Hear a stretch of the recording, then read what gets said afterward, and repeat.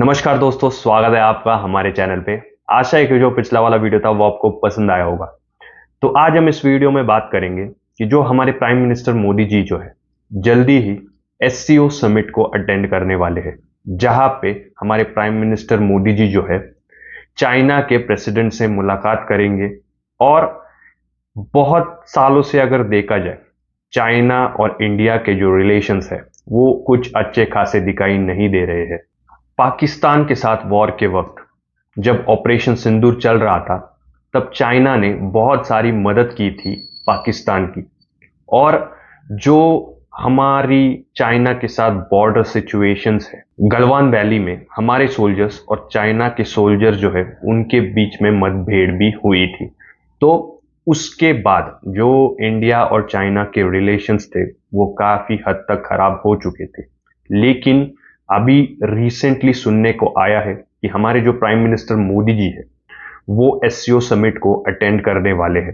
पहले हमारे prime minister जी ने मना कर दिया था एससीओ समिट को अटेंड करने के लिए, लेकिन अभी क्यों, क्या ऐसे रीजंस है कि हमारे प्राइम मिनिस्टर मोदी जी जो है वो इस एससीओ समिट को अटेंड करने बीच में प्रेसिडेंट पुतिन ने कहा था कि इंडिया और चाइना को अपने इश्यूज सॉल्व करने चाहिए और इंडिया, चाइना और रशिया को जो अपने रिलेशंस है वो और भी मजबूत करने चाहिए।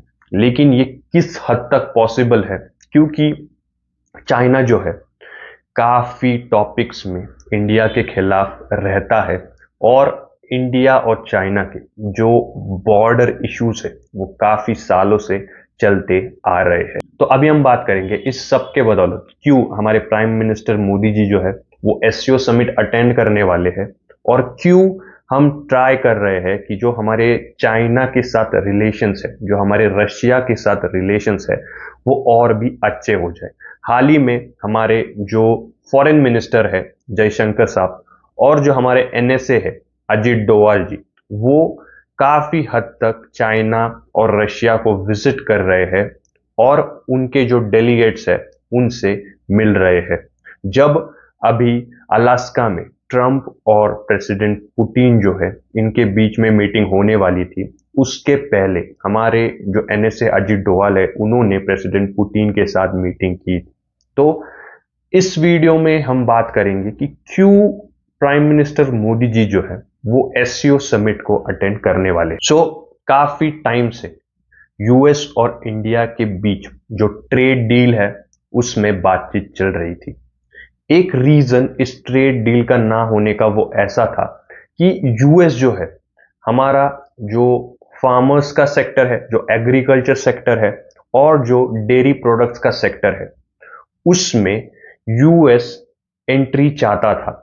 लेकिन इंडिया ने यूएस के इस कदम को साफ मना कर दिया, क्योंकि इंडिया नहीं चाहता कि जो यूएस के जेनेटिकली प्रोड्यूस्ड ग्रेन्स है वो इंडियन मार्केट में आए और जो हमारे फार्मर्स है और जो हमारे डेयरी प्रोडक्ट्स है उन पर कोई भी इफेक्ट आए।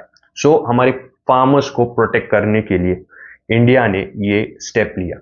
लेकिन इसके बाद इंडिया और यूएस के बीच में कोई भी ट्रेड डील नहीं हो पाई और जो प्रेसिडेंट ट्रंप है वो सारे कंट्रीज पर टैरिफ लगा के प्रेशराइज कर रहे हैं उन कंट्रीज को कि वो यूएस के हिसाब से जो ट्रेड डील है वो, लेकिन इंडिया ने ऐसा करने से साफ मना कर दिया। तो इस वजह से जो प्रेसिडेंट ट्रंप है वो नाराज हुए और यूएस इंडिया के बीच कोई भी ट्रेड डील फाइनल नहीं हो पाई। दूसरी तरफ जब पाकिस्तान और इंडिया का जो वॉर चल रहा था, ऑपरेशन सिंदूर के वक्त जब ये वॉर रुका, तब यूएस प्रेसिडेंट इस वॉर रुकवाने के लिए क्रेडिट्स ले रहे और हमारे प्राइम मिनिस्टर मोदी जी ने काफी बार इस चीज को मानने से मना कर दिया। मोदी जी ने हमारे पार्लियामेंट में स्पीच दिया और वहां पे कहा कि किसी भी लीडर ने इस फाइट को रुकवाने के लिए कोई भी स्टेप्स नहीं लिए हैं और ये इंडिया ने खुद फैसला किया है कि वो इस वॉर को रोकना चाहते हैं, क्योंकि हमारे जो टारगेट्स थे वो हम अचीव कर चुके थे। इस वजह से जो प्रेसिडेंट ट्रंप है उन्हें बुरा लगा और इन दो चीजों की वजह से उन्होंने इंडिया पर 25% का टैरिफ लगाया। अभी तीसरी जो चीज है, जो इंडिया रशिया से ऑयल खरीदता है, तो प्रेसिडेंट ट्रंप ने कहा कि जो भी कंट्री रशिया से ऑयल खरीदेगी उन पर वो एक्स्ट्रा 25% का टैरिफ लगाएंगे।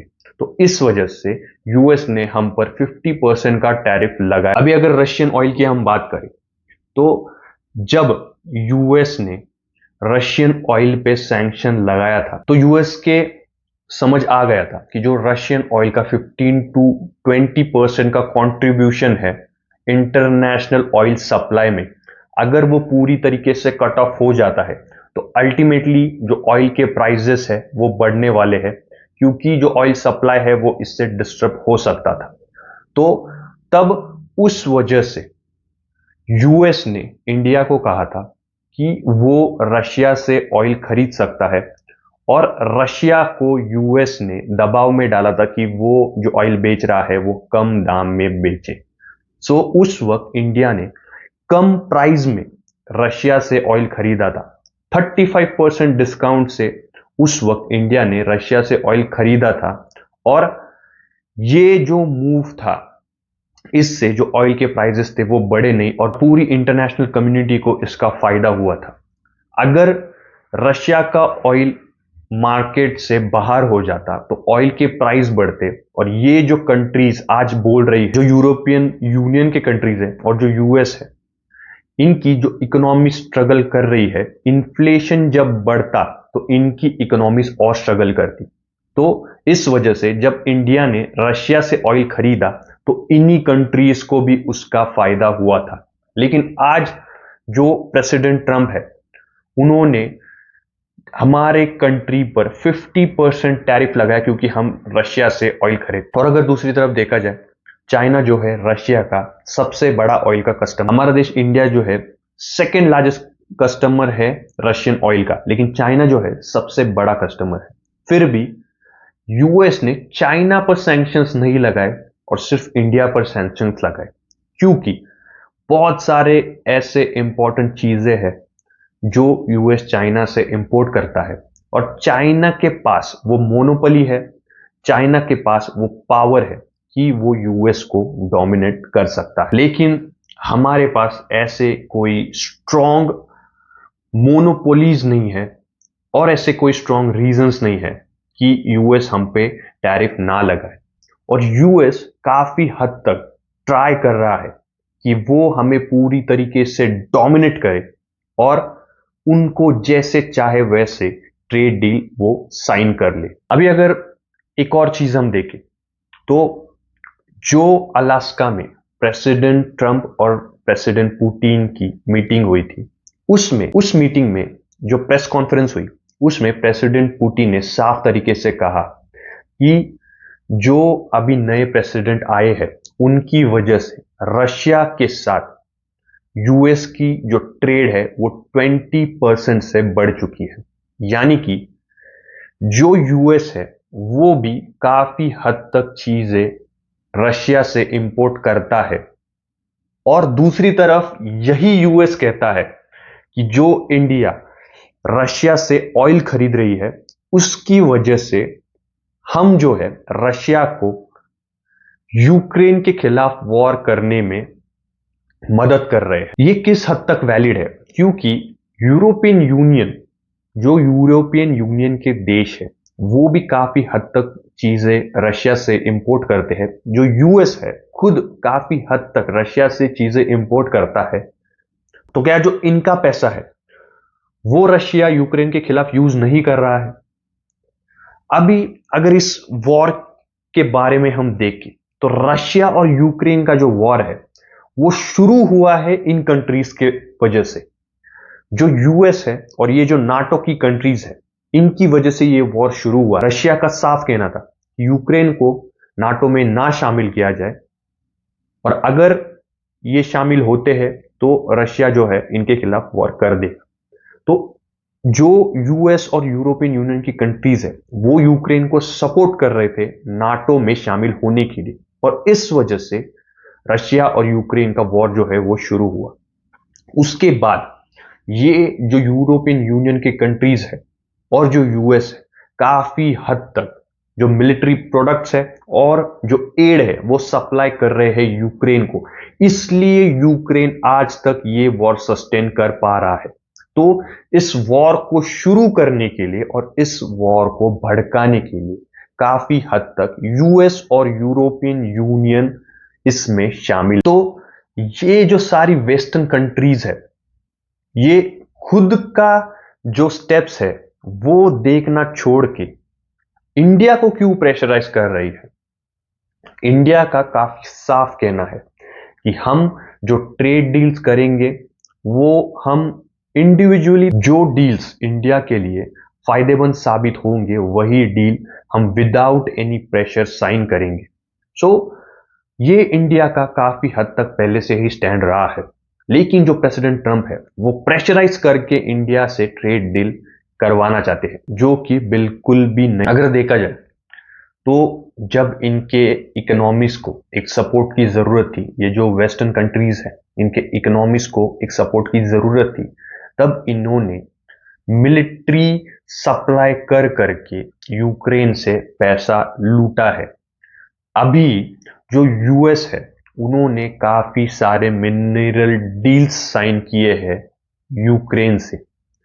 यूक्रेन के साथ काफी मिनरल डील्स इन्होंने साइन किए हैं और जो ये मिनरल साइट्स है, काफी साइट्स पर रशिया ने कब्जा किया हुआ है।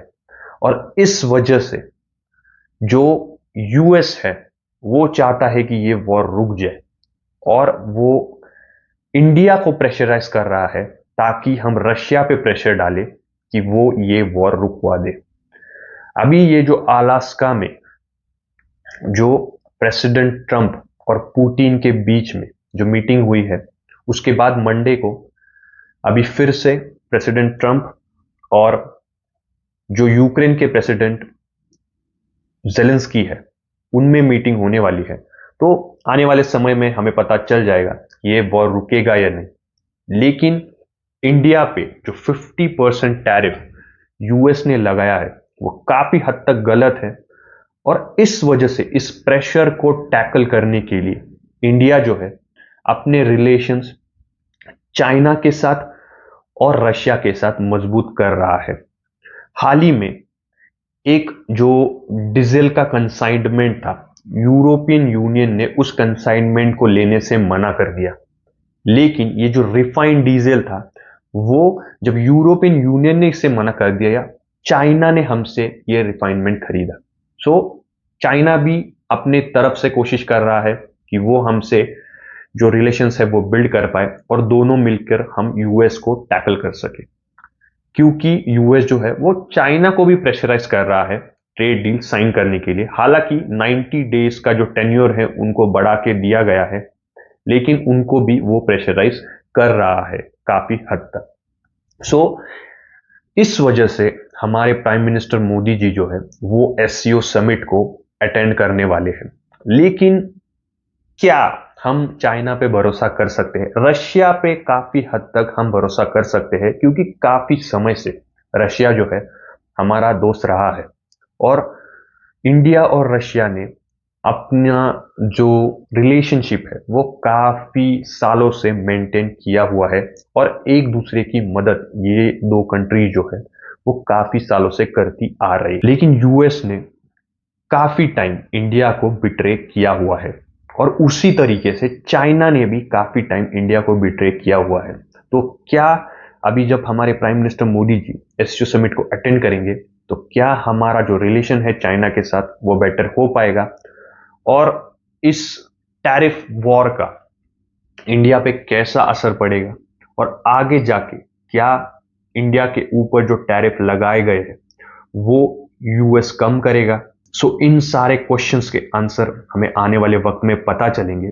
लेकिन ये एक रीजन है कि हमारे प्राइम मिनिस्टर मोदी जी जो है वो एससीओ समिट को अटेंड कर। सो दोस्तों, आपको क्या लगता है कि क्या यूएस जो है इंडिया पे से टैरिफ कम करेगा? क्या इंडिया और चाइना के बीच जो रिलेशंस है वो इस एससीओ समिट के बाद अच्छे होंगे? आपको क्या लगता है? आप हमें कमेंट्स में लिख के जरूर बताइएगा। और अगर आपको ये इंफॉर्मेशन पसंद आई हो तो इस वीडियो को अपने दोस्तों के साथ ज़रूर शेयर कीजिएगा और इस वीडियो को लाइक ज़रूर कीजिएगा। और ऐसे इंफॉर्मेटिव वीडियोस के लिए हमारे चैनल को सब्सक्राइब ज़रूर कीजिएगा। धन्यवाद दोस्तों।